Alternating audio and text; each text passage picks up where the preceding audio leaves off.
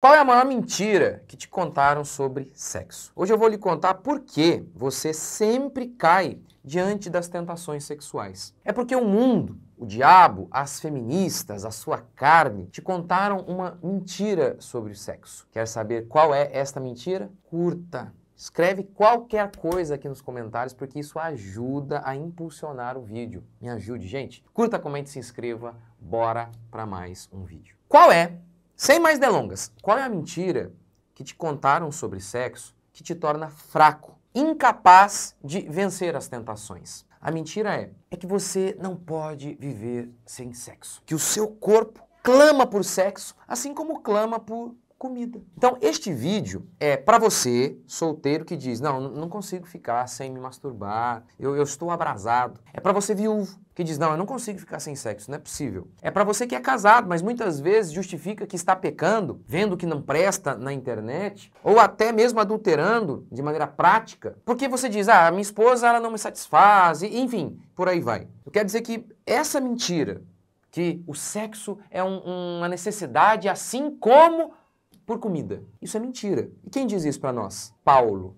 1 Coríntios capítulo 6. Vamos lá? 1 Coríntios capítulo 6, 9. Não sabeis que os injustos não herdarão o reino de Deus? Nem vos enganeis, nem imorais, nem idólatras, nem adúlteros, nem os que se submetem a práticas homossexuais. E aqui quando ele já fala de imorais, ele já está abraçando todo tipo de imoralidade sexual. Um homem com sua mulher até que a morte o separe é o padrão de sexualidade bíblica. Tudo o que é fora disso é pecado, é imoral. E ele fala homossexuais, adúlteros, verso 10, nem ladrões, nem avarentos. Verso 11, algum de vós éreis assim. Vocês eram adúlteros, eram gays, não são mais.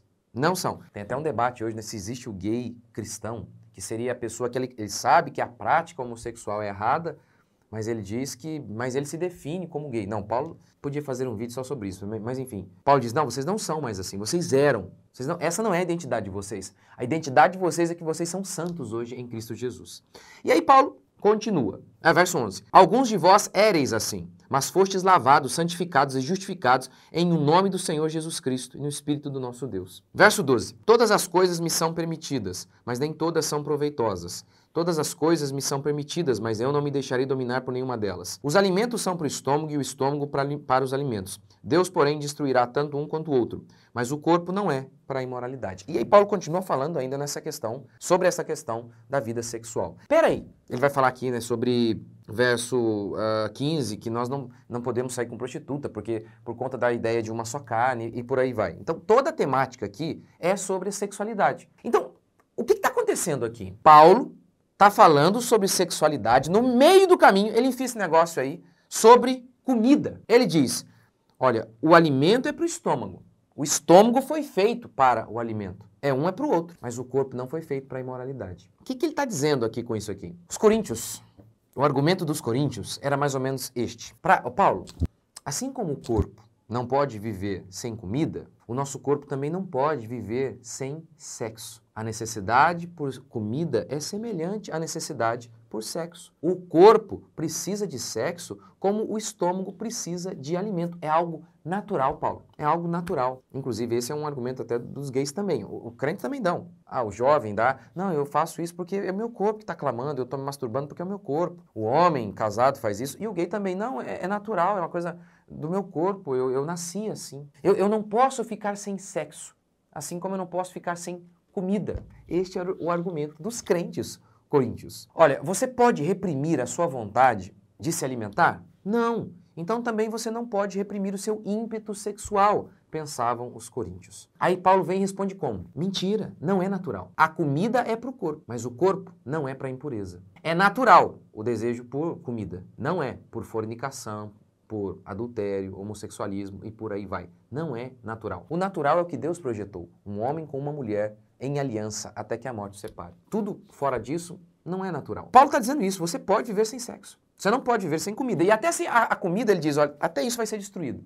Até o modo que vamos nos relacionar com a comida lá na eternidade vai ser diferente. Até isso não é para sempre, do modo como imaginamos. Quanto mais o sexo. Olha, vocês estão dizendo aí que não podem viver sem sexo. Mentira, mentira.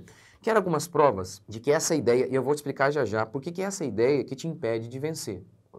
e de estar sempre caindo em tentações sexuais. Quer uma prova de que é possível viver sem sexo? O casamento é uma prova. No casamento, nós juramos na saúde e na doença sermos fiéis, é ou não é? É uma possibilidade de que a pessoa fique indisponível sexualmente, o seu cônjuge, pelo resto de seus dias? Isso pode acontecer? Claro que pode. Claro que pode. Por quê? Por conta de algum tipo de enfermidade, alguma doença. Isso pode acontecer. Há uma cláusula dizendo assim, na saúde e na doença, entretanto, se meu parceiro ficar inapto sexualmente, nesse caso, é possível o divórcio. Existe isso? Não. Agora, se de fato fosse verdade que nós não podemos viver sem sexo, então seria uma injustiça isso. Deus estaria pedindo algo que nós não podemos fazer. Você tem um parente, o cônjuge, impossibilitado de fazer sexo e Deus manda que você fique com ele mesmo assim. Ou seja, então o resto da sua vida você não vai ter sexo. Se fosse verdade que o sexo está para o corpo como a comida está para o corpo, ou seja, que nós não podemos viver sem sexo assim como não podemos viver sem comida, se isso fosse verdade, nós não poderíamos fazer o casamento do jeito que fazemos, prometendo que vamos honrar nossa esposa e vamos ficar com ela, mesmo que aconteça alguma tragédia e ela se torne incapaz, sexualmente falando. A gente pode ficar com ela porque é possível ficar sem sexo. Que é o segundo argumento para provar que o sexo não é esse Deus que você imagina. Você não pode viver sem Deus, você pode viver sem sexo. É o celibato. Paulo estimulou o celibato. Em 1 Coríntios capítulo 7, ele disse assim, quanto ao que me escrevestes sobre a sexualidade, é bom que o homem não toque em mulher. Não toque é um eufemismo para casar ou transar. No versículo 7, ele diz que queria que todos fossem como ele, celibatários, ou seja, que não eram casados, que viviam em abstinência. Ele queria que todos fossem como ele. E está tentando convencer a todos a seguirem o caminho de Paulo. Ora, se não podemos viver sem sexo, se o corpo tivesse sido feito para o sexo, e é uma coisa que não podemos ficar sem, assim como o estômago foi feito para a comida, ele não poderia dizer isso. Eu quero que todos sejam como eu. Se não pudéssemos viver sem sexo, ele não poderia tentar convencer a todos a ser como ele, um celibatário. Claro, aqui não há uma visão negativa de Paulo sobre o casamento. Ele dá dois motivos ali aos coríntios para esse estímulo ao celibato. Primeiro, não ficar dividido. No verso 33, ele diz que em casa cuida de agradar a esposa e está dividido. Então ele gostaria que as pessoas ficassem mais desimpedidas para o serviço cristão. Segundo, ele fala da situação angustiosa presente. Imagina a perseguição que havia. Nós somos perseguidos hoje, aqui somos. Já somos, já. Quem é crente sempre é. Mas não como eles naquele momento. Tá chegando já. O pessoal querendo nos matar já tá chegando. Mas lá eles eram perseguidos, torturados. Imagina, eles viviam fugindo. Paulo, em Atos a gente vê os cristãos fugindo. Imagine fugir com um bebê no colo. Então tornava muito mais difícil. Então o casamento, numa situação de perseguição atroz, se tornaria um sofrimento. Então Paulo, ele está preocupado, e ele desenvolve isso no texto, ele está preocupado com o que é melhor para o povo. Então, nesse contexto, é inegável, ser solteiro era melhor. Então não há uma visão negativa, tá, sobre o casamento. E aí ele também fala assim, olha, mas aqueles que estão abrasados, ou seja, em chamas, melhor casar do que viver em pecado. Então, mas aqui, com base em tudo que ele falou, eu quero que todos vocês sejam assim. O que acontece é o seguinte, mas tá vendo um abrasado? É abrasado porque é um descontrolado. Ele fala até assim, caso não se dominem, mas deveriam se dominar. É possível, por isso, inclusive, ele disse que todos sejam como eu. Se não fosse possível se dominar, ele não poderia falar isso. Eu gostaria e eu quero que vocês todos sejam como eu. Tá, por que isso é tão importante? Quando você acredita nessa mentira, eu não posso viver sem sexo, o meu corpo está gritando, o que você faz? Você vai se aliviar. Você não tem força moral, você não tem fé para vencer o pecado. Você diz, mas é natural, é meu corpo. Não. A culpa não é do seu corpo. É claro que há uma ligação, é óbvio, da mente com o corpo, e isso é inseparável, mas você lembra que a origem de todas as coisas não é o corpo? Lembra o que Jesus disse? De onde procede adultério, imoralidade? Coração. E coração não tem nada a ver com essa parte física aqui. Coração é só uma linguagem bíblica para falar da nossa alma, do nosso espírito, da sede do nosso eu.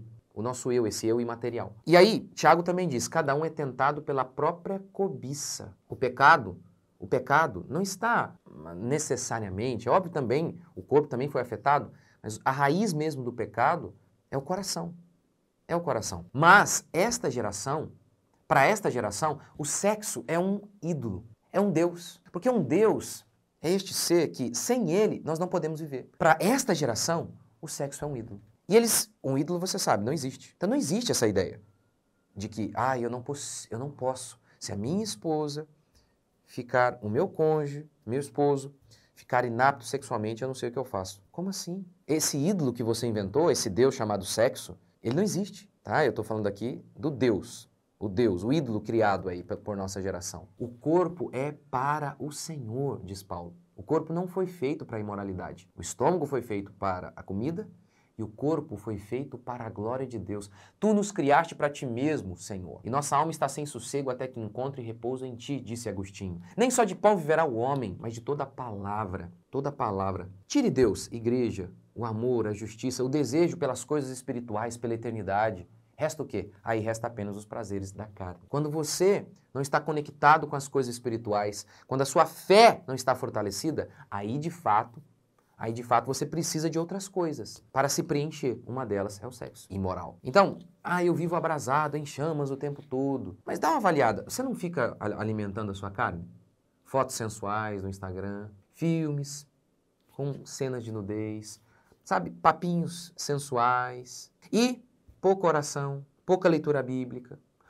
Você tem tido um compromisso mesmo com a igreja local? Você tem irmãos que você presta contas? Você tem isso? Eu duvido. Viver abrasado, em chamas assim, tendo uma vida de oração, vivendo como Paulo, uma vida íntegra de oração, focado nas coisas espirituais, e mesmo assim em chama o tempo inteiro, sem ficar olhando o tempo inteiro. Porque se você fica alimentando a sua carne, aí, meu amigo, aí não tem jeito mesmo, aí você fica abrasado, em chamas. Mas eu duvido. Uma vida de oração, de leitura, de disciplina, uma vida de comunhão na igreja, praticando esses elementos espirituais, esses recursos espirituais, você não vai viver abrasado. E tem mais. Lembra de Davi? Quantas esposas Davi tinha? Um monte. Porque às vezes você diz, né? Não, se eu tivesse mais mulheres, aí eu estaria satisfeito. Davi tinha um monte, mas não estava satisfeito. Foi lá na casa do vizinho buscar outra. E as mulheres de Davi todas eram lindas. Meu amigo, é a maior mentira que você... se eu tivesse uma mulher, uma deusa. Se eu tivesse várias, então... Para o pecado que está no seu coração, o que você tem nunca é o bastante. É necessário se satisfazer em Cristo.